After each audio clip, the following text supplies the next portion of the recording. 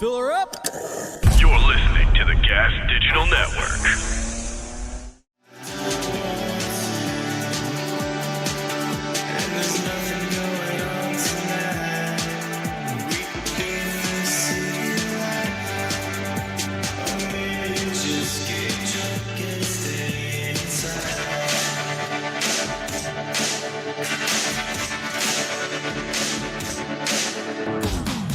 Good afternoon, Michael Malice here. Let that be your welcome for the next hour. We have with us our returning guest, Corey DeAngelis. Corey's new title is National Director of Research at the American Federation for Children.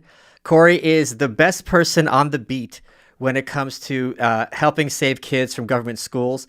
I'm going to put on my left-wing hat and point out that government programs end up always hurting the poor people the most, because the poor people are the most vulnerable. That often ends up being co-opted, so private charities won't work in that space because they think the government is taking care of it. And it really ends up having really disproportionately negative consequence. An easy example of this is inflation. You know, if someone's wealthy and that dollar is worth 10% less, they lose 10% of their income. They don't really care. When you're poor, 10% less having money in your bank or in your pocket, that really does make a substantive difference. And government schools, which are ostensibly about helping people get the skills that they need to get out of poverty, make a career from themselves, all these other things that would enable people to have, if not a level playing field, maybe that's a utopian ideal, certainly a place on the playing field, but that's not what ends up happening in real life. One of the other things, so that's kind of a big intro, but one of the things why I'm so excited to have you on here, Corey, is it's very frustrating to me how people have given up hope on this country and on the West in many cases. And the point I'm making is, if you are looking at the corporate media as a resource to give you news, they're only going to give you news that will demotivate you and serve their agenda. And it doesn't have to be something nefarious. If I'm a corporate reporter and I'm viewing government schools as a good thing, well, if there's good news about government schools, that's going to be indicating that my view is correct. Whereas if there's data that contradicts that, I'm going to be kind of dismissive of it. It's not going to register. This is a one-off. It's confirmation bias. We all have it. But you have been great on Twitter by pointing out all the great news that has been happening with regards to kids on a state-by-state level. And for me, this is my number one priority, probably, in terms of the future of this country, is giving kids who maybe weren't dealt a good hand when they were born, giving an opportunity to make something of themselves. Like I had that opportunity. We came here when I was 1.5, 2. We had no money. My mom talked about how, Bensonhurst, where I grew up, you'd go to one fruit stand, then you'd walk all the way down the block to see how much the grapes were there. And if they were 5 cents more expensive, you'd walk all the way back. These are the kind of choices you have to make when you're destitute. But I got a scholarship to yeshiva, and I'm grateful every day that I had that opportunity. Because if I'd gone to public school, especially as a little kid fresh off the boat, not speaking English so well, little and small, it wouldn't have ended up well for me and had severe psychological consequences. So that's kind of a big intro, but I want to hear from you. I'll let you have the floor. There's a lot to discuss about how things are moving forward on a state-by-state basis. So let's drop those white pills, please, sir. Yeah, totally. And I like that intro. It's absolutely right that the government schools do not lead to equality as they're portrayed to do. And in a lot of ways, they exacerbate inequities in society. And if you just look at how we see who gets to go to particular schools, it's just based on residence in the current system in the U.S. And so advantaged families essentially already have school choice because they can buy their way into the best public schools by buying expensive houses in the best neighborhoods. But to get to your question, the way that I would put this is that COVID-19 didn't break the public school system. It was already broken.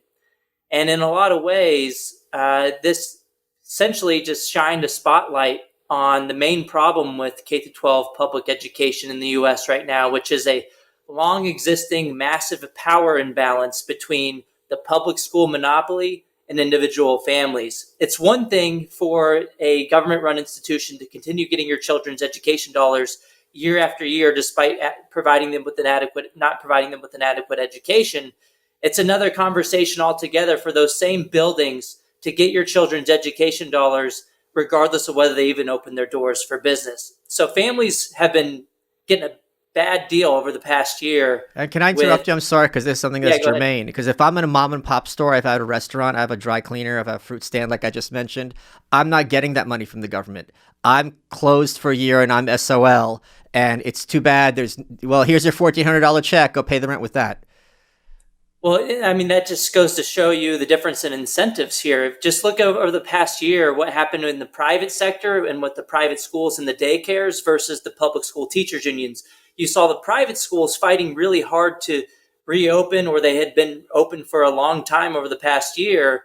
And in places like Kentucky, private school leaders actually took the fight to the Supreme Court for the right to reopen their doors for business for their customers. You had similar legal actions in Michigan and Ohio. In Sacramento, there was a Catholic private school that actually rebranded itself as a daycare so that they could get around the state's arbitrary closure rules that said if you're learning, you can't reopen, but if it's just childcare services, that's okay. Well, can we talk about that? Because, I mean, this is really clever on their part, right? Because they shut down all the schools, and as many people know, most parents, one or both are working. It depends on how many parents are in the home. So the complaint is, listen, like, I get how you're closing down the schools. I can't leave my job and take care of my kid. What am I supposed to do? So they're like, okay, we'll be receptive to this. We're going to open daycares. And it's like, okay, you just made a big loophole. But it also, I think, is hilarious because it speaks to the creativity and innovation when it comes to the private sector, where they're like, wait a minute, so I just have to fill out this form and now I'm a daycare, even though I'm doing the exact same, I'm doing even more. I'm giving them daycare and education. They're like, oh yeah, that's fine. It's like, okay, why would it just speaks to the ridiculousness, but also in government schools, what we just talked about, that percolates through every area. So every aspect of a government school is going to be subject to these arbitrary and absurd rules. One quick example, I'm sorry I'm talking so much, but this is something I obviously you and I have talked about a lot in the past, is these things like zero tolerance for bullying, which on paper, who's going to be for bullying? But then if a kid says a mean word, he's expelled for life. It's like, well, that's what zero tolerance means. It's like, no, this is a horrible consequence. Yeah, there's unintended consequences with all of these uniform rules that aren't going to work on the ground for every individual decision that needs to be made. That's why we need to have bottom-up accountability through people voting with their feet, taking their children's education dollars to the best provider, rather than this top-down fake accountability through government red tape. It never works out. What this goes to show you, I mean, look, with the daycares and rebranding and the private schools taking the fight to the courts, the teachers unions, whenever there were closures in so many places, either kicked the can down the road to try to keep schools from reopening in person, or they celebrated the school closure decisions in places like Kentucky and other states as well. And there are 6 studies on this topic so far, and I did the first one on this topic. It's now published in Social Science Quarterly, finding that public schools in places with stronger teachers unions, all else equal, after controlling for differences in the demographics in the area, and even after controlling for COVID risk and political partisanship in the area, if you had stronger teachers unions in your public school area, your public schools were less likely to reopen for in-person instruction, which was not very surprising to a lot of people. How are you measuring? What they were fighting for. How are you measuring? How are you measuring strength of a union in this study? Yeah, there's several different proxies we use. One was whether you're in a right to work state or not, whether the percentage of employees in your state and in your county that were unionized. So that's probably the strongest measure. And then there was also a ranking of your state's union strength using several different perceived measures of influence, and then also the percentage of members that you had in the area.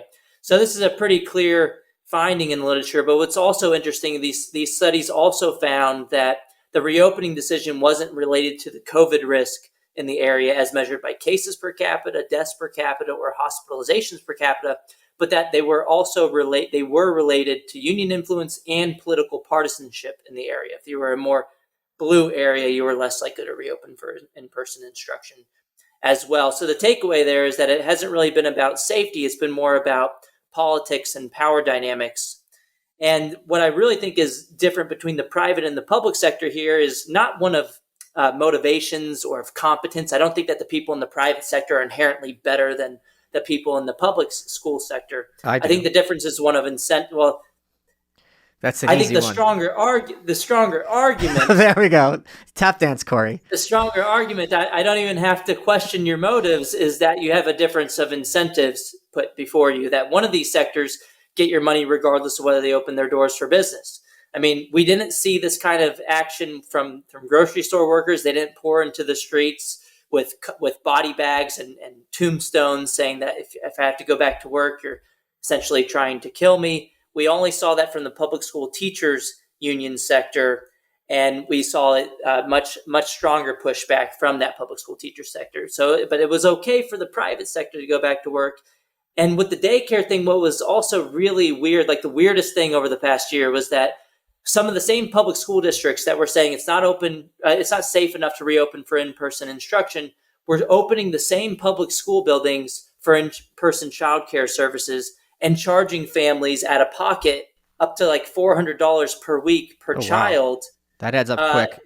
Which is essentially a form of extortion, because they were already paying for this before through the property tax system. Now they were saying, oh, we won't open, but actually we will open these buildings if you pay us twice, essentially out of pocket. But what was actually happening on the ground, it was a little more complicated than that, was they were opening these public school buildings for the childcare services, but not the learning. And the teachers, the public school sector employees, were staying at home and teaching virtually from the comfort of their own home, while private sector employees were coming from the YMCA and other childcare industries, and they were providing those in-person childcare services in those same school buildings, which is great for the employees in both sectors, but it really screwed over the parents. And they were, again, getting the short end of the stick here. And I think right now what's the silver lining here is that a lot of the families are seeing all of this nonsense over the past year, and they're saying, look, I'm scrambling. I'm trying to find a solution for my child over here. This building is getting to keep my children's education dollars, even though they're not opening and providing me with the service. Why shouldn't I be able to take some of that money to pay for the private school that's more than happy to open their doors for business, or to use it for homeschooling instruction or micro schools or pandemic pods? Why can't some of that money follow the child? After all, the education funding exists to educate the child, not to prop up and protect a government monopoly. We should fund the student instead of the system. And more people are understanding that there's no good reason to fund these closed buildings when you can fund the students directly instead. And so now we have at least 30 states where legislators have introduced bills to fund the students directly as opposed 30. to the systems. That's a huge number. Yeah, 30 states and the most recent one I want to say is Texas. They have like 5 different bills that have been introduced to try to move in this direction. And about a third of those states have passed at least one bill out of at least one chamber. And three of those states have passed the bills completely. Kentucky, Signed. West Virginia, and South Dakota. The biggest one is West Virginia. Over 90% of the school-age population would be eligible to have the state portion of their funding follow them to wherever they want to get an education, which could be the public school, but they could also take it to a private school or a homeschool. So really, they essentially went from 0 to 100 in West Virginia. They didn't have any private school choice initiatives last year. But this year, they just signed into law the biggest education savings account program in the nation. And I think a lot of it has to do with the nonsense over the past year. I mean, you look at the polling too, from Real Clear Opinion Research. In a few months, the support for school choice jumped between April and August of 2020 by 10 percentage points. Wow. So people are waking up to this, the reality that there's a massive power imbalance between the monopoly and the families are fighting for some of that power back. They don't want to feel helpless like they did this year ever again. First of all, I'm extremely excited that West Virginia is one of those states, because I can't think of anything more textbook in terms of what school is supposed to provide for kids than, this. I don't even know how much this holds true to reality. I still think it does very heavily. This kind of barefoot Appalachia, backwoods area. West Virginia, I think, is, if not the poorest, is one of the very poorest states. And education is really Dolly Parton, who is beloved by literally everyone except for the writers at Vox. She has a big charity where it just donates books to poor kids.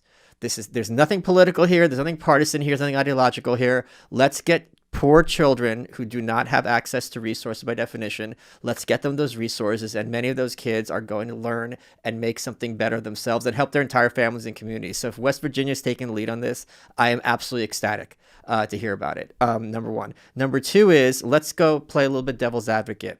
One of the big arguments we've heard for a very long time, which you're intimately familiar with, is, which I had believed until I met kids from the contrary, that homeschooled kids don't get properly socialized. They all end up being complete weirdo freaks.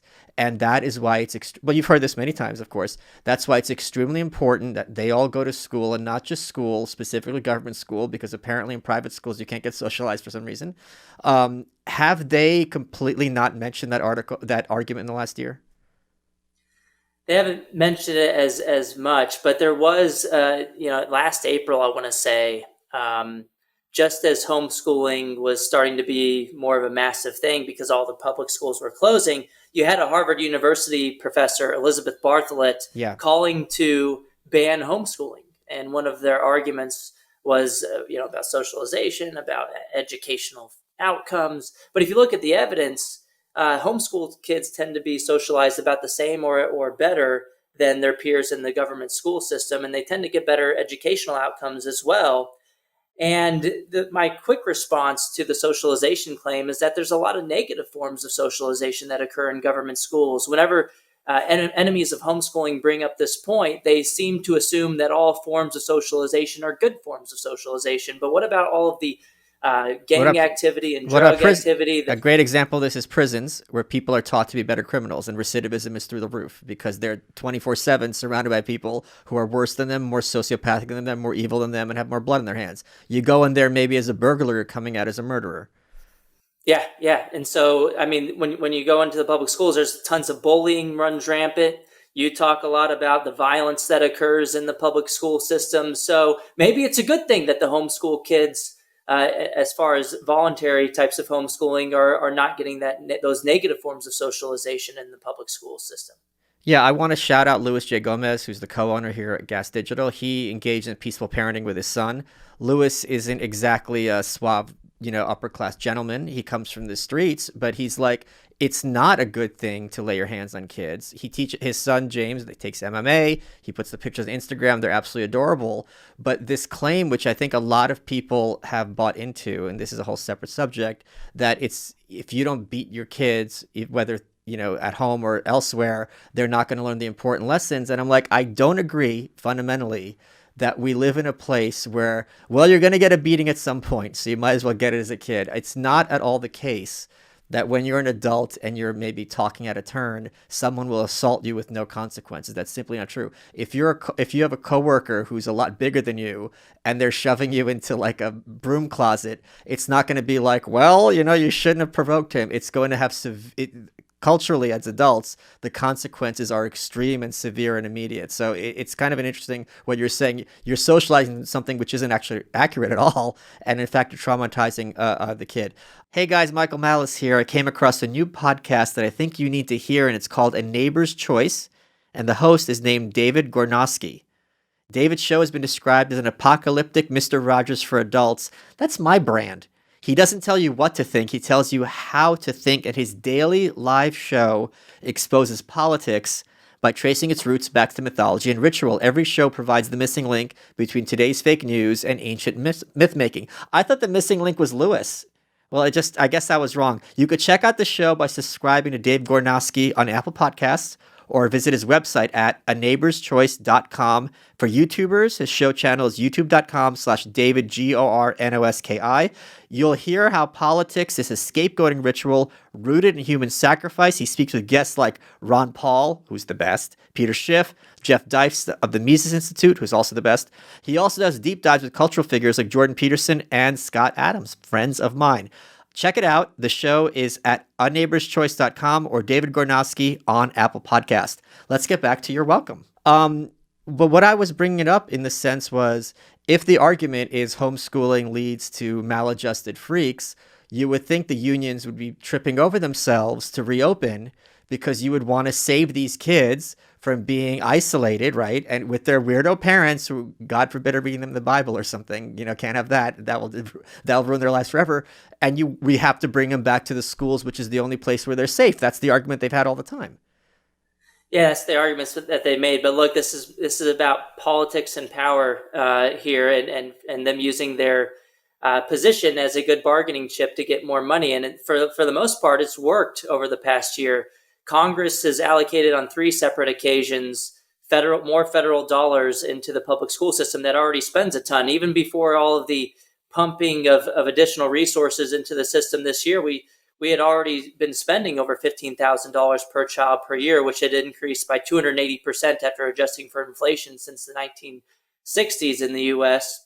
And we passed the CARES Act, which was $13 billion more dollars for K-12 education. We passed the second stimulus bill, which was about $50 billion more dollars, and then we just passed the American Rescue Plan through Congress, which was $123 billion more dollars. So if you add those up, it's almost $200 billion in additional resources from the federal government to the K-12 education system. And what's the worst part about this is, in the most recent stimulus package, there was an amendment that was introduced to make the funding contingent upon the schools actually reopening for in-person services, because that's what they said it was for. Given that all the teachers were vaccinated, they could not pass that amendment. It failed on a 50-50 vote in the Senate. It's not about the money. It's not about. And my latest study with Christos Makrides from MIT, we looked at over 12,000 school district reopening decisions in the U.S. and found no relationship between higher funding amounts and a higher likelihood of reopening. But we did find that relationship between the partisanship and the union influence, but it wasn't related to funding or COVID risk in the area. Do studies like this have an impact? I feel kind of bad asking you this if the answer is no, or is it the kind of thing where if it doesn't validate what a journalist wants to put forward as their agenda, they basically pretend it doesn't exist? Or is it the kind of thing where now there's opponents of this, they could point to the study, be like, this isn't my opinion. We don't have to talk past each other. Someone's done the data. Here's the data. So now we have to proceed with that data. How does that work? I mean, yeah, it depends on who you're presenting the information to. Some people on the fence will use it and it'll change their minds. A lot of people will reject it if it doesn't confirm their pre-existing biases. But I think on the whole, at the margin, it can make a difference. But you're right. There are a lot of people, when presented with data, won't correct things. Like, for example, this past week, the Philly Inquirer had a columnist in their opinion section who's associated with Philly Inquirer make the claim that state lawmakers have drastically reduced funding for, it's something along these lines, for public education in Pennsylvania. But every single decade in real terms, total funding per pupil and state level funding per pupil has increased since the 1990, 2000, 2010, and most recently it's consistently gone up. But they made the opposite claim, and they're refusing to correct that mistake, even though they corrected it in December 2019 when one of their journalists made the same claim. And they admitted that was false back then, but now it seems like they're pushing back. Well, it's time for me to put you in detention, because when we talked, I told you what you should do, what you just did right now, is to have these Twitter threads so that when you have a certain outlet which engages in disingenuous information, and when they're corrected, and credit to them for correcting themselves and looking at the data in 2019, the next time this happens, you are in a position to have a Twitter thread and demonstrate this isn't a one-off, this is a pattern. In fact, they recognized that they were wrong the last time, and they're completely indifferent to repeating this. Here's the thing, like, maybe I mispronounce your name, maybe I say the name of your organization wrong, right? And if you correct me and then I'm like, oh, I'm sorry, and I say it correct, the next time, if I do it and you correct me again and I'm like, too bad, I'm going to call you Corky, at that point, it's not a question of me being even sloppy. At that point, it's a question of me being negligent and engaging in malfeasance. So I mean, why haven't you done that? Like I told you, why aren't you following orders, Corey? No, they knew that this was incorrect, and I did put it on a recent Twitter thread showing, look, they understand that this is a false claim. They did this. Okay. And here's the correct. Oh, so you did do it. You put it together. Okay. Yeah. And also put this into the National Review in a recent article, my latest at the National Review, calling them out and showing, look, they corrected this last time. And it's pretty much the same statement, saying that funding has gone down, in which case is not true. Every single decade, it's gone up. Same claim as before. I think people are surprised, most people, to what extent journalists are comfortable making claims that I'm going to steelman the argument, right? I'm going to steelman the argument. There's an idea that public schools are crumbling and falling apart. The textbooks of the 1930s, although somehow as if algebra has changed since the 1930s, whatever, that's fine. They're falling apart. Why can't you read a website instead of a textbook? I don't know, but whatever. So you could assume that is the case, that is what's being presented to you, right? But when there's no way to look at the data and skew it in the other direction, and you're still making this claim, at that point, any kind of truth is completely irrelevant to you. It's not just that you're sloppy, it's that you genuinely don't care. They could have stuck to their narrative and done a different argument. They could have still, made the same argument, but got the facts right. They could have said, yeah, we've increased it by 300% or whatever, but it's not enough. It's still not enough. Sure, Look, our buildings are crumbling. To which I would respond and say, well, yeah, we shouldn't expect anything to change going forward by throwing more money at the problem without changing the incentives to spend that money wisely. You're never going to change anything without fixing that incentive. And the best way to fix that incentive is to allocate the money to the kids and to let the families choose the educational environment that works best. That'll provide true incentives from the bottom up for public schools to do the right thing. You look at how we've thrown more and more money into the system over time, and it just goes towards administrative bloat and staffing surges. Yeah. But the teachers don't see a lot of it. They're still digging into their pockets to pay for supplies each year, but they don't understand that the issue isn't their competition. The issue is their employer not spending money wisely because they're a monopoly. So let's fix that. Yeah, I'm on the side of the teachers too. Let's pay teachers a little more. And in fact, if you look at the studies on this topic, there's about 5 of them that I know of. All of them find that competition through private schools or charter schools lead to higher salaries for public school teachers because their employers start to say, oh, well, if we don't want to lose some of our customers, we better spend money wisely. So they start to spend more of that money in the classroom on the teachers. So school choice benefits teachers too. So these different bills in these different states, can you walk me through what the different models are and how they would work in practice? Yeah, the main one that's been introduced this year, and I think this is the best form of what most people call school choice or what I call funding students directly, is something called an education savings account. So the money that would have followed you to your traditional public school, a portion of that money would follow the child to something called an education savings account. And then you could use that for private school tuition and fees, like a voucher if you want. But you could also use it for home-based instruction. You could use it for these pandemic pods and micro schools. Any government-approved education expenditure. You can't go and use it to eat at your fancy restaurant, for example. It has to be used for education expenditures, but that's a pretty broad definition of education. It could be homeschooling and private schooling. And it's typically not the full amount of what would have been spent in the public schools, just because of politically, that's how you get these things passed. You have to convince the taxpayer they're going to save some money. You convince the public schools that they're not going to be financially harmed a ton. They're still getting money, right? You're not there, but I'm getting Corey money still. Which is an important point because their main argument is this steals money from the public schools. Well, imagine if Walmart got to keep 50% of your grocery bill each week after you left and started shopping at Trader Joe's. Walmart would be happy about that. They would love it because they don't have to provide you with the groceries. They still get 50% of your grocery bill each week. They'd probably tell you to leave. The public schools are still complaining that they get to keep a lot of the money for students they no longer serve, and they still call this a defunding, even though mathematically, if you don't have the customer, you have some of the money, you have a higher per pupil funding amount after you lose students to your competition. But it's also hilarious because it's like one of the big complaints, and I'm going to give them the benefit of the doubt, is that class size is increased, and now a teacher has to manage 40 kids, 50 kids, however number they come up with, right? And this is something that's unmanageable for any teacher and our poor teachers. And it's like, great, we're going to take the kids out of the class, but you still get your salary. So it's like, wait, no, you can't do that. Like, you were just complaining 5 minutes ago that you have too many students in your schools. You're still getting a portion of the cash as if they were there. And now you don't have to worry about them being disruptive or managing. You would think it's a win-win-win. What is their problem with it? Is that they're seeing that if people realize that there are other options, no one's going to choose the government monopoly? They want 100% of the funding for the student no longer being there. They'd be okay with students leaving if they got to a hold harmless provision that would let them keep 100% of the funding. Wow. The thing is, they want all of the funding.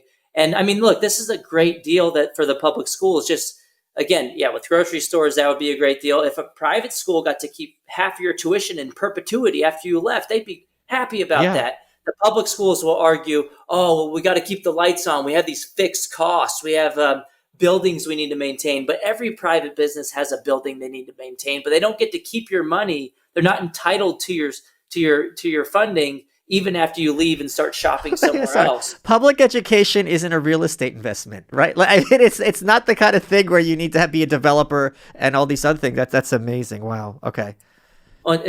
And my other response to their claim that this steals money from the public schools is that, too, if your knee-jerk reaction is that when people get a choice, I'm going to go out of business, probably means you're not that confident in your services, and that you understand that families are going to go somewhere else when given the option. They always act like the sky is falling, that everything is going to be destroyed if anybody gets the choice to leave, which advantaged families already do have the choice. When politicians send their kids to private schools, they defund the public schools too, because public schools are funded based on enrollment counts. So whenever these politicians who vote against school choice choose to pay out of pocket for private schools, they still, in a way, defund the public schools too by decreasing the enrollment counts in the public sector. But it's okay for them to do so. And then my last response is that, look, the money doesn't belong to the public schools. The money belongs to the families. No one would ever say that allowing families to choose their grocery store defunds Safeway or steals money from Safeway. Everybody would say that's ridiculous because they understand that your money doesn't belong to Safeway. With the education funding, I similarly argue the funding belongs to the child, not to any of the institutions, private or public. No one would say that Pell Grants at the higher education level steals money from community colleges just because it can be used at private universities. No one would say that Pell Grant or Head Start programs or other pre-K programs funded by the taxpayer steal money from public providers of pre-K just because they can be used at private providers of pre-K services. Which gets to another point. There's all these other programs that fund people directly with food stamps, Medicaid, Section 8 housing vouchers, Pell Grants, and the GI Bill for higher education, pre-K programs. All these programs in other industries and in education fund people, and everyone seems to be on board with that. But the same people who are on board with these programs will fight tooth and nail only when it comes to the in-between years of K-12 education, and the only difference is that power dynamics differ. Choice is the norm in all of these other sectors and levels of education, but choice threatens an entrenched special interest that profits from getting your children's education dollars, regardless of your choice in the matter, regardless of your satisfaction with the product, and what we've seen over the past year, regardless of whether they even open their doors for business. So they fight really hard against any change to that status quo. Hey guys, today's episode is brought to you by Sheath Underwear, the most comfortable boxer briefs I've ever worn. I wear them every day. If you go to sheathunderwear.com and use promo code Malice20, you get 20% off of your order. Why is Sheath Underwear so great? Because they have these dual pouch technology, which keeps your man parts separated, keeps them nice and dry. The stretchy fabric is made out of moisture-wicking technology. You can get into my pants pretty easily. All you have to do is go to sheathunderwear.com and use promo code Malice20. You get 20% off your order, and you could support the underwear that supports you and supports the show. They've got lots of different prints. They've got a camo print. They've got a nice blue Captain America-y kind of thing. Not affiliated with Captain America. I've got all of them, and I enjoy them. So if you go to sheathunderwear.com and use promo code Malice20, you get 20% off your order, and you won't have to be a sweaty, disgusting mess this summer or if you're working out. Let's get back to the show. Yeah, let's talk a little bit about like the metaphor of food stamps, and this is something that the left has historically made, I think, a very valid point, which is like, look, when you're poor, if you're food insecure, instead of just having to eat government food and government, soup and government whatever at a shelter, it's like if you get this food stamps, they can only be used for food. You can't use it for anything at the supermarket. Some people are going to make bad choices, no question. But you're going to have that person have a sense of dignity, a person have a sense of freedom and self-control and self-ownership. And this is historically something that the left has correctly pointed out is one of the worst things about being poor is that sense of powerlessness, that sense of hopelessness. And even that little bit about you can go in the supermarket and make your own decisions for what you want to eat, that little bit of empowerment is still an enormous improvement from what could have been worse, which is you're just at the soup line and whatever. You would think, let's make the same argument for schools. I can't afford to take my kid to any good school. Now I have some options. This is really great. And there's an incentive for me to be more invested in my child's education because now I can look over their shoulder and make these appropriate decisions. It's not ideal. There's still going to be some terrible schools, and some parents are absolutely horrible parents who are not going to care about those kids' educations. Those kids are really in for a tough time under any system. There's no question. But you would think the parallel using, I think, valid left of center logic would apply here as well. Yeah, if they want to be logically consistent, they would support funding people directly, regardless of the pre-existing power dynamic. And they support all types of funding people directly with all of these other programs. It's only when it comes to K-12 education. And again, it's because the teachers union monopoly profits from getting your children's money, regardless of that choice. And what's interesting, if you look at polling on this, regardless of whether you're Republican, Democrat, or Independent, majorities support funding students directly. It's only when you get to the state houses where you see that the legislators, the Democratic ones, are disproportionately less likely to vote for these things. It's mostly the Republicans that are getting these things passed. And a lot of it has to do with the donations of the teachers unions. 99% goes to one of those parties. And so that has a lot of power when it comes to how these votes turn out in the states. But look, this year, I think I'm pretty optimistic about these, states getting these things passed. We've had a lot of bills introduced. And in a way, for all the bad things that the teachers unions have done over the past year, they might have overplayed their hand and done more to advance the concept of school choice than anyone could have ever imagined by keeping schools closed and showing families that they're not prioritized. Yeah, so this has obviously been something you've been very passionate about, working very hard, 25/8 for the last few years. Are you as surprised and delighted how quickly this has changed? I mean, I would think before the pandemic, maybe one or two states there'd be a bill and that bill would be DOA. To have even three states pass this and basically make a huge step forward for these poor, literally and figurative kids, I think is something few people saw coming. And I think this is also the kind of thing where there's an asymmetry because once there is choice, it's a lot harder to remove it than it is to add it to begin with. Yeah, you look at what happened in the Florida governor's race in 2018.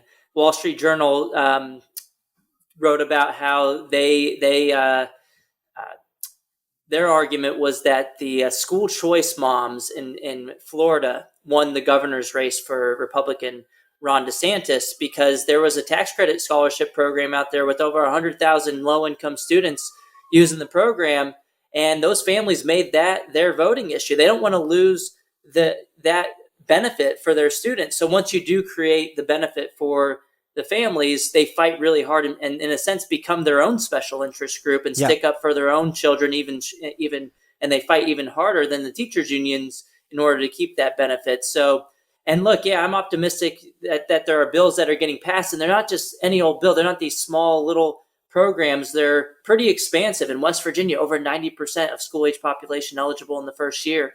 Kentucky will be the second. I have three fingers up. Kentucky will be the second biggest education savings account program that passed. And Kentucky, the governor, Democratic Governor Andy Beshear, he vetoed the measure. And in Kentucky, you only need a constitutional majority to override a veto. So their House and Senate had just enough votes to override his veto. And I had called him out for being a school choice hypocrite because he sent his own kids to private school and then shut the door behind him and vetoed a bill that would help the less fortunate access educational alternatives like he did for his kids. And then he also attended private school himself before high school through his K through 8 education. And I found his yearbook maybe a couple of weeks ago showing that he was in a private school. But he would always defend his position on sending his own kids to private school. His knee-jerk reaction would be to say, well, I'm a proud product of public schools, and I am a proud product of public education and a proud public school graduate. He would say that over and over again, but he conveniently left out the fact that he attended a private school, which I found out a couple of weeks ago, which didn't look good for him. And hopefully that helped override his veto. But yeah, I think there's a lot of great movement over this past year. And it's because, like I said earlier, COVID-19 and the struggles of the past year really just put a spotlight on that problem with K-12 public education, which is that messed up set of incentives that's baked into the public school system and the massive power imbalance between the monopoly and the families. And families don't, even if they like public schools, they don't ever want to be put in this position again where they're getting a email from the superintendent at 11 p.m. the day before they're supposed to go to send their kids to school on Monday, hearing that, oh, well, actually, not enough employees are going to be at work tomorrow, so you got to figure something else out for tomorrow, even though you got to be back at work. I mean, families don't want to be in that position. They just want an exit option. Even if they want, if their number one choice is the public school, they just want a better position of power in the future. It's funny because one of the biggest pro-public school arguments, and I think there's something to this, is that it's not the teacher's fault, it's the parents. The issues begin at home. Many people shouldn't be parents to begin with, and public schools are the only mechanism for some of these kids to have some semblance of order and stability in their lives and to learn things. And I'm sure for many cases that is the situation. So it's just funny. It's like these parents are like, okay, for years, you've been telling us, be more invested in our kids' education, be more invested in our kids' education, be more hands-on in the kids' education. We can only do so much at the school, which is true. Then the parents become involved, and it's like, we want our kids to be educated. Like, what are you, a murderer? And it's like, wait a minute. We're listening to what you've been yelling for years. We want our kids in school. We want them learning. It's like, well, now you're just a sociopath. It's like, it's the story very quickly changes in order what furthers the union's agenda at the moment. Well, now they're calling parents racist for wanting to reopen, have the option of reopening schools. They're white supremacists. I mean, wait, seriously? Yeah, there are several school districts where either wait, hold on. I got to interrupt you. I have to interrupt because I love it because historically, not inaccurately, they're always talking about how white supremacists are illiterate. You know, Hicks, inbred, all this other good stuff. It's like, why would these illiterate, anti-intellectual, anti-education white supremacists want their kids in school? It would be the opposite. They want them, barefoot and playing in the rusty tires in the backyard.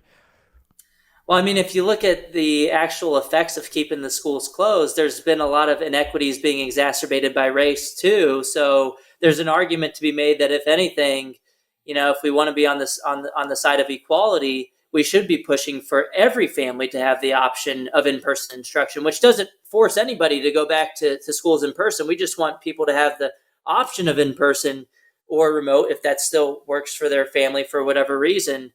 So yeah, I mean, we saw a Sacramento teacher went on record at a school board meeting a couple of weeks ago arguing that families were white supremacists for wanting to reopen the schools for in-person instruction or at least have the option of in-person instruction. I mean, it's totally ridiculous. And we saw a lot of this nonsense going on over the past year. I think the Chicago Teachers Union argued similarly on a tweet that the push to reopen schools is rooted in white supremacy was one of their, or racism and misogyny or something like that. They deleted the tweet a little bit after, but we have seen this over the past year, and families don't want to deal with this anymore. And another thing that's interesting that you pointed out, that there's kind of been a shift between, it's the parents' fault, but now the parents are getting involved, that they're kind of backtracking a little bit.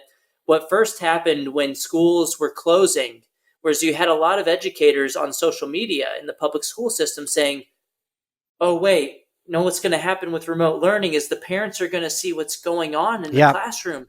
And the conservatives might be upset about this, and they might get in the way with how we're indoctrinating or teaching kids about certain subjects. And so in a way, another silver lining here is that although remote learning was horrible for so many millions of children, it just didn't work for them.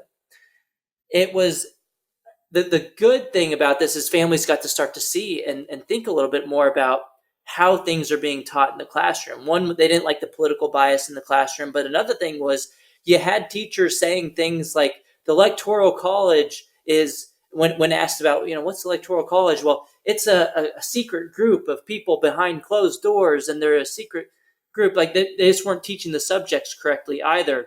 And so families were looking at this too and saying, I don't want my kids to be indoctrinated anymore. I don't want them to be learning this way. I want to take my children's education dollars to a private school that does a better job, or maybe another public school that's doing a little better. Yeah, my kindergartner doesn't know what white supremacy means, so doesn't need to be told that he or she is a white supremacist because he's more concerned about whatever I don't even know what the shows are these days. That's because I'm an old dinosaur. Hey guys, Michael Malice here. Want to take a quick second and thank our newest sponsor, Fume. FUMessential.com is their website. Promo code Malice10 for 10% off your entire order. I love this product because it is a natural, non-addictive replacement for smoking, vaping, and nicotine addictions. Of all the things out there you can try, smoking is probably the worst for you. It's also very hard to quit, especially because of that hand ritual that smokers are so used to. Fume takes care of that. It's a hollow piece of Canadian maple, and they have different cores which are infused with the benefits of the world's superplants. For example, lavender for relaxation, peppermint for better breathing. There's a wide selection of cores which focus on flavor, aroma, and the specific effect you're looking for. If you go to FUMessential.com, you get 10% off your entire order, helps you quit smoking, and I gotta tell you, these things look really cool. I've said it before, they look like a steampunk vape. You'll have them at a party, everyone will be like, what is that? Is that a cigarette? No, it's a fume. FUMessential.com, promo code Malice20 for your health. Let's get back to the show. This is really, I'm imagining that, it's the kind of thing where, like, if you have a relationship and one person's being abused and they're like, you're never going to find someone as good as me. And then the person leaves and then they're like, oh crap, like, how do you get them back? Because once they're out the door, they're like, wait a minute, why was I putting up with all this crap? And there's a sense of panic on the abusive partner.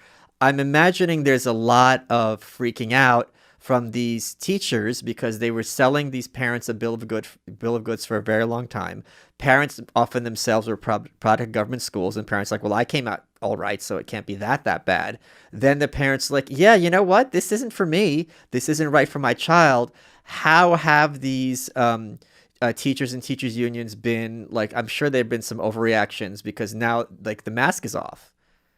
Yeah, they're freaking out. And just to give you some data on this, Matt Barnum at Chalkbeat has reported data for, I want to say, 33 different states. And on average, the public school systems in those states this year have lost about 3 to 5% of their student population, which is millions of children fleeing the public school system all across the country, which means billions of fewer dollars being pumped into the public school system from those reductions in enrollment counts.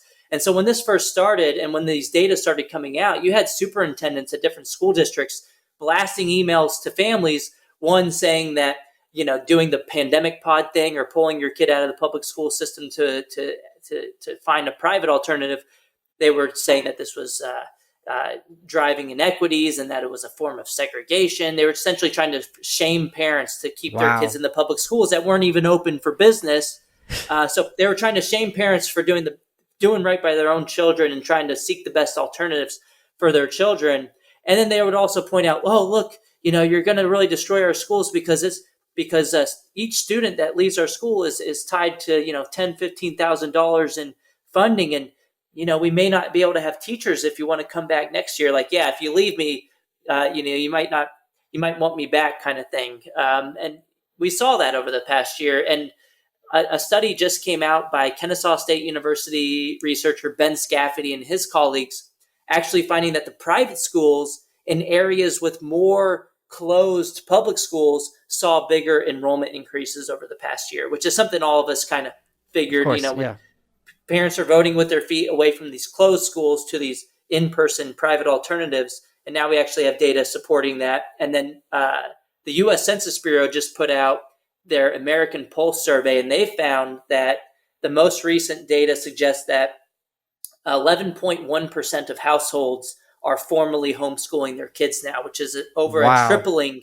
of the homeschool population relative to before the schools closed. It went Wait, from like 11%, 1 out of 9? 3 to 11%, which is over a tripling. And and a lot of people might say, oh, well, maybe people are getting things confused with public schooling at home being homeschooling, but they actually put in a clarification into the question to say, what we mean is that you are unenrolled from the public school system. This is formal homeschooling, not public schooling at At home. home, yeah. And so we can be pretty confident that this is a real increase in homeschooling. And it's a huge increase in homeschooling, especially when you look at the public school numbers of decreases all across the country. I'm going to say this on the record. I'm going to put my roulette chips down. If 11%, which is 1 out of 9 kids, are getting homeschooled and are not being broken, brainwashed, and physically hurt in government schools, this country is going to be saved. I think 11% as a percentage of population is enormous. I think the disparity in terms of one's mindset when they are homeschooled as opposed to being day after day in these, Prussian factory schools is as different as possible. And I think there's an enormous asymmetry where when you leave government schools, I made the joke on Twitter, it's not really a joke, it's basically one mind in several persons, right? They're all going to be, they're trying to homogenize, they're trying to make good citizens. Whereas with the homeschool, it's going to be much more unique and tailored to that individual child by someone who really cares about them, mom or dad or family members or guardians. And that person, that child is going to have an enormous leg up. At the very least, they're going to be strongly taught to have initiative and intellectual curiosity and figuring out how to learn things for themselves instead of, and this is, I think, one of the most despicable aspects of government schools, outsourcing their sense of intelligence and self-esteem to that person in the front of the room who I won't, insult to give you some kind of leeway here. But in terms of the idea of a test, I studied math, I studied geography, I studied history. I have to take this test with everybody else. And then I have to wait 3 days to find out if I'm smart and informed or not, as opposed to just on an individual basis. Like you take up a BuzzFeed quiz. You learn which Friends character you are within 30 seconds.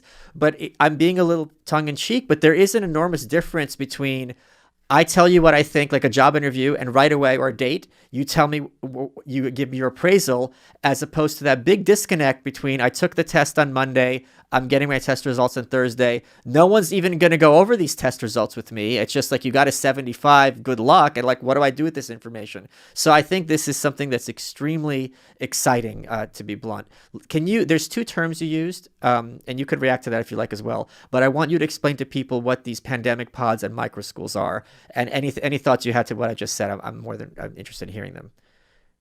Yeah, I want to say on homeschooling, I just think about how you learn anything in life after you leave K through 12 education or before you go into the kindergarten system. You just kind of learn based on your interests. Maybe there's some guidance by your parents, and you go and read things and you ask experts in the field about things. That's how real learning occurs. And I think you go online. That's the thing. Yeah, you go look things up. Like if you and I read Watch books, you go let me look at YouTube, look at Wikipedia, let me look at Google. You're in the classroom, and I just interrupted you. The teacher says something. Oh, that's interesting. You can't really ask because they have their whole lesson plan, and you got to be learning at the same time as 30 other kids. Yeah, I think that's the main problem here. And another problem is that a lot of people will think that you're only successful to a certain point because you experience that K through 12 structured factory schooling, but we don't see the counterfactual there. And it could have been that you'd be even better off without going through that system. And people don't see where you would have ended up absent that system. And I mean, it's kind of like if we started compulsory government schooling at the age of 3 months or 6 months, that everybody would think that you wouldn't be able to walk if you didn't go to government schools. But yet we were able to do so without government schooling starting at the age of 3 or 6 months. And yeah, the 2 terms that you brought up, microschooling, pandemic pods, it's kind of the idea of the one-room schoolhouse, where you get 5 to 10 children together in a household so families can kind of economize and outsource the process of homeschooling to make it more economically feasible.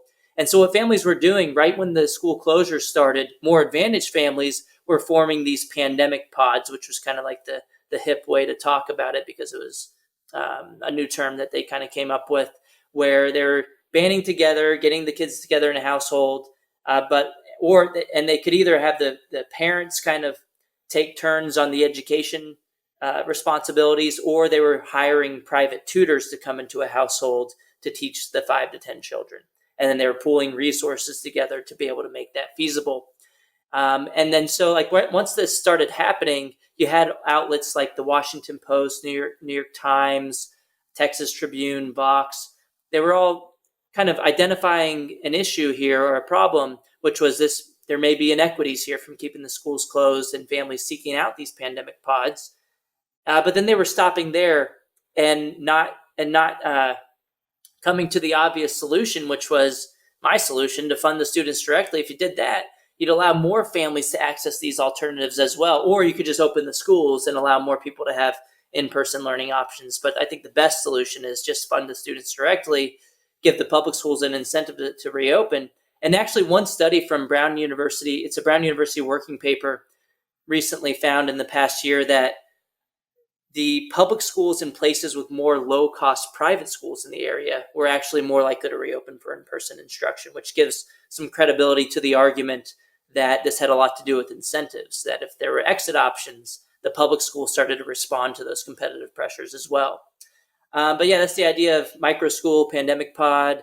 There was one Facebook group in the Bay Area that within a couple of months of the school closures in March of 2020, they had, I want to say like 40, 50,000 members join that group and it's a really interesting lesson in spontaneous order. When the government was all of a sudden not there for families, they started to figure things out on their own, absent the government. And it just goes to show that education can be done without the government, and that families are really resourceful when they need to be. I had Justin Amash on the show, former congressman from Michigan, a few weeks ago. And one of the points he made, I'd asked him what Washington is more like. Is it more like Veep, or is it more like House of Cards? And he made the point that it's more like House of Cards and that people are sinister and scheming. But he also pointed out the thing that House of Cards gets wrong is that no one cares about policy. Like on House of Cards, he really wants his filibuster bill or whatever, the Supreme Court. And he's like, no one in DC cares. They're just there for the cameras and power, and they really don't care about policy. But there's, just like anything, I did a book with a UFC fighter, and he has this quote about how for every move, there's a counter. For every counter, there's a counter. When you make a step in politics, there's going to be an upside and a downside. Oftentimes, the downside is much worse than the upside. But the point is, if no one cares about policy, it's very easy to not very easy, but it's possible to have what you're seeing happening, which is if one state, no one has any ideas, one state's like, hey, this is a good idea. Very quickly, the cost for state 2 through 30 is much lower politically because they're doing it over there. It seems to be working. We're not sticking our necks out. Once that dam is broken, it very quickly becomes a movement, because then that person can get in front of the TV and be like, I'm the one saving the kids, blah, blah, blah, blah, blah. And the incentives are aligned there for those politicians who are responding to the moms and dads being like, I can't have this kid at home all the time. I need to work. Well, I think that's absolutely right. Once some states were able to open, everybody's pointing to Florida. The teachers unions have said this is all about resources, and we need to reopen the schools, but we can't really go back to work because we don't have enough money, was the argument. And then we gave them more money and they still didn't reopen. But I've been pointing out for a long time, in Florida, they spend about 30% less than the national average, about $10,700 per student per year.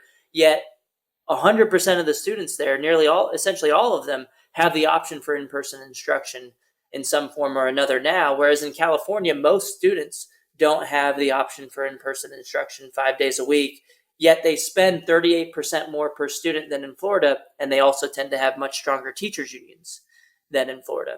And also with the states passing school choice this session, one good example of what you just said is in Arkansas. They had a House bill that passed through committee and then failed in the full House floor to fund students directly through some type of tax credit scholarship mechanism. And that failed in the House floor. But then we had West Virginia and Kentucky pass some expansive programs right after that. And so now you have lawmakers and individuals in Arkansas saying, well, they were able to do it. And they just reintroduced another bill on the Senate side.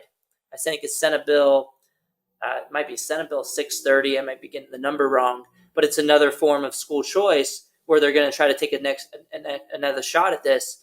And one of the main reasons I think is that, well, they're looking at these other states and they're going to say, well, they were able to do it. Why can't we do this smaller program over here?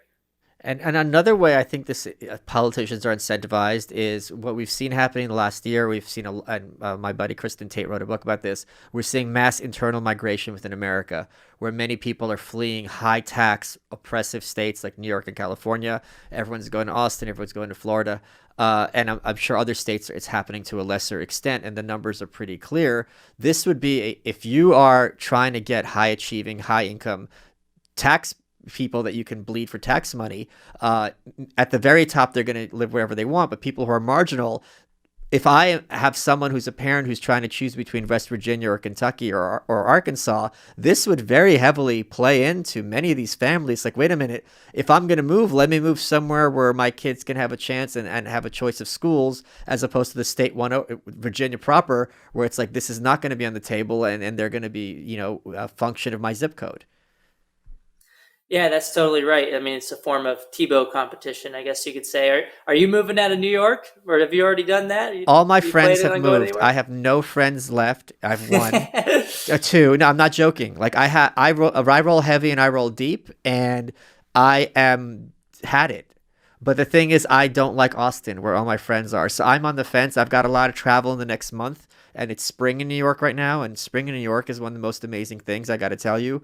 But it's kind of like seeing someone you love in an open-faced casket. Like, yes, she looks beautiful, but it's not alive. You know what I mean? And so there's something disconcerting about, yeah, it's fun spring in New York, but it's not New York. So this has been a big concern of mine and something I've been thinking a lot about. I'm going to be in Miami next week. I'm going to be in Austin tomorrow. So we'll see what ends up happening. You're still in D.C., yeah? Hey. Yeah, I'm living in D.C. and they have a D.C. income tax in addition to the federal income tax. I'm like, it's not even a state, and they essentially have a state income tax here in D.C. and tax double. So, I mean, yeah, Texas and Florida are looking really good. And I'll be in Fort Lauderdale next week, so maybe we'll Miami's like 30 minutes away from is that right? Lauderdale. Oh, yeah. Okay, cool. Yeah. So, okay. Super close. So maybe if we're there the same days, we could say what's up or something. Absolutely. But, yeah, I mean, Florida's looking better and better. No state income tax. They had a great response to the over the past year in getting things reopened, whereas D.C. and New York have taken opposite approaches. So let's talk. Since you're so on top of this, if West Virginia and Kentucky are the states that have taken lead, what states would you say are the least likely and where the teachers' unions are strongest for something like this to pass? California, Washington, Oregon. Essentially, a good rule of thumb is the bluer the state, the less likely something like this is going to pass. But I thought something was happening like Rhode Island. Isn't that accurate? Because Rhode Island's like the bluest state. Rhode Island, they have a bill to ban the expansion of charter schools in Rhode Island. Wow. So that's looking like it's going to pass in Rhode Island, which is horrible. I mean, what's their reasoning? Well, we got to keep money in the monopoly system. But they don't, our traditional schools, even though charter schools are public schools. They don't even have any pretense to the contrary. No, it's about their main argument is always this: giving people a choice is going to defund our monopoly system. They don't say it that way, but they say it's going to defund our public schools. It's like, well, one, this just returns the money to the hands of the rightful owners, which are the families, not the schools.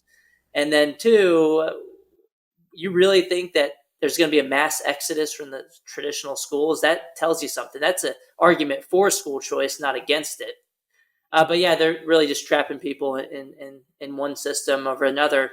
And what's interesting, and right when the schools closed in March 2020, you had Oregon Teachers Union lobbied to the government to make it illegal to switch to virtual charter schools. Any other year would have been okay to do so. But they were seeing that families were understanding that, look, the public schools haven't been doing this. They don't know how to do remote learning. So we're going to switch to these virtual public charter schools that have been doing this for decades successfully. Nope, the Education Association out there made it successfully lobbied to make it illegal to switch at the worst time possible. Families are scrambling for alternatives. Some of them saw that this was going to be a good idea, and within a few days, I think over 1,000 families were blocked from enrolling in one school, Oregon Connections Academy. Wall Street Journal wrote about it at the beginning of the pandemic. Weeks after the school closures in March of 2020. Then you had the same kind of rent-seeking in Pennsylvania and in California, which is it's a tragedy. And I hope no one forgets what's happened over the past year, where the monopoly has fought consistently to protect itself at the expense of millions of families, trying to find something for their children at the worst time possible. So hopefully people remember this. Can I give you an idea for an article? Because we're probably the only two people, or not only two, but there's very few people who realize this.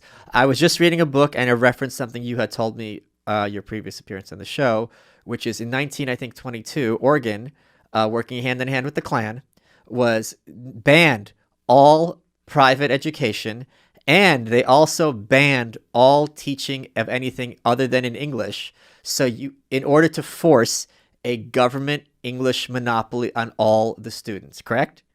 And that's right. Yep. And now Oregon is again, engaging in this kind of totalitarianism. So I think a National Review, God forbid, article about Oregon's sordid history regarding public education, I think would go wide and it's also informative historically, because this is such a lefty approach. Like, well, you guys were the Klan before, and it's the same kind of thing. But there is a through line in that state of having this kind of extreme centralized control to promote a very specific ideology.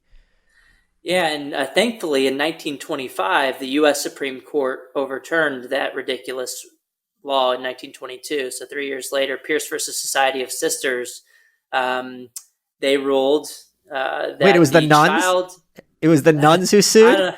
Society of Sisters is a nuns. Society of Sisters. And the pull quote, the money quote from that decision was that the child is not the mere creature of the state. Yeah. Ruled the Oregon law unconstitutional. Took a couple of years, but Oregon did have a legislator introduce a bill for school choice, but everybody kind of knows that it's a lot less likely for anything to happen in a blue state like Oregon than in places like West Virginia, like Kentucky. Kansas, I think, is voting on a bill today. Arkansas is trying again. So more of the red states are more likely to be successful, just based on that. Doesn't mean Democrats never vote for it. It's just based on the patterns that we've seen over the past years and this year as well. It's been Republicans much more likely to vote for these measures. Corey, class is almost over. What has been your favorite part of this interview? Getting to say what's up to you and talking about, there's some recency bias here, but talking about school choice moving in the States. I think, there's a lot of nonsense that's gone on over the past year. And, it's just great to see that there's actual movement at the state level to reallocate funding from government buildings to individuals to find the best educations for their children. And when you look at the surveys, families are mobilized right now like never before to support policies that fund people instead of institutions. You are welcome.